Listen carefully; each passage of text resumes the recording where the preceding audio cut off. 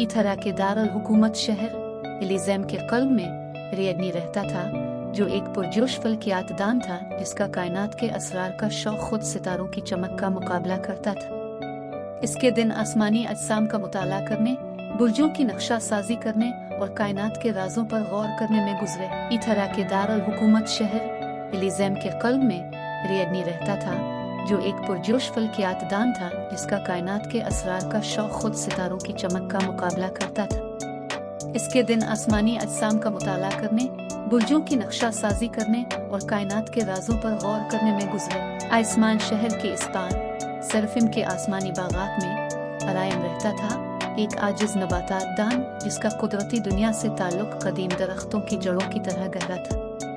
इसने गैर मुल्की पौधों की तरफ तवज्जो दी जो इथीरिया के दोहरी चांदों की हल्की सी चमक के नीचे फली फूली हुआ की खामोश सरगोशियों में सुकून और हैरत की तलाश में। अगरचे उनकी दुनिया अलग अलग लग रही थी, लेकिन किस्मत ने उनके दरमियान एक नाजुक धागा बांध रखा था। एक बदकिस्मत रात जब इरिडने ने अपनी दूरबीन से ऊपर की चमकती हुई वसत पर निगाह डाली, तो इसने आसमानों पर एक शूटिंग सितारे की झलक देखी। वो बहुत कम जानती थी, ये ओरियन की ख्वाहिश थी कि कोई फितरत की खूबसूरती के लिए अपनी मोहब्बत का इजहार करे। इस लम्हे में इनके दरमियान एक कायनाती तवानाई फैल गई, जो उनके दिलों को एक गैर मरी कुव्वत से करीब करती है।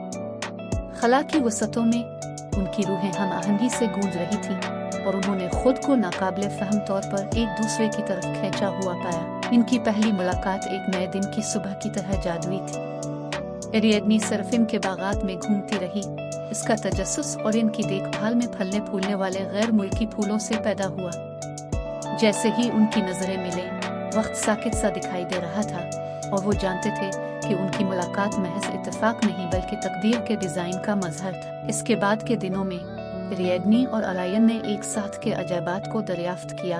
उनकी मोहब्बत बाग में सबसे ज्यादा मुतहर्रिक फूलों की तरह खिल रही थी। उन्होंने सितारों के आसमान के नीचे ख्वाबों को बांट दिया, सरसराहट के पत्तों के दरमियान सरगोशियां की और चांद की चमकीली चमक के नीचे रक्स किया। लेकिन जैसा कि तमाम अजीम कहानियों के साथ, इनके बांध की मजबूती को जांचने के लिए चैलेंजेस सामने आए। इथीरिया पर एक साया मंडला रहा है जिससे कुरा अर्ज को तारीकी और मायूसी में लपेटने का खतरा है। कायनाती तवाजुन खतरे में था और सिर्फ मोहब्बत की खालिस तरीन शक्ल ही कायनात में हम आहंगी को बहाल कर सकती है। गैर मुतज़लज़ल हिम्मत और बेपनाह अज़्म के साथ रिएडनी और अलायन ने अपनी दुनिया को बचाने के लिए एक सफर का आगाज किया। आजमाइशों और मुसीबतों के जरिए उन्होंने दरियाफ्त किया कि मोहब्बत की हकीकी ताकत अजीम अलशान इशारों और गैर मामूली नुमाइशों में नहीं बल्कि इफ़हाम और तफ़हीम, हमदर्दी और कुर्बानी के पुरसुकून लम्हात में है। तारीकी की क़ुव्वतों के खिलाफ आखिरी तसादुम में रिएडनी और अलायन शाना बशाना खड़े थे। उनके दिल मोहब्बत और रोशनी की सिम्फनी में जकड़े हुए थे।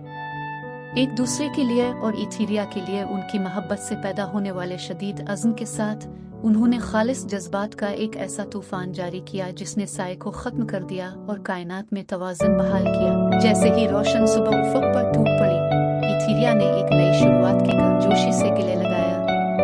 एरिएडनी और अलायन, उनकी मोहब्बत पहले से कहीं ज्यादा मजबूत, इन सब के लिए उम्मीद और इल्हाम की किरण के तौर पर खड़े थे जिन्होंने उनकी तरफ देखा। और इस तरह उनकी मोहब्बत की कहानी सितारों के दरमियान सरगोशी की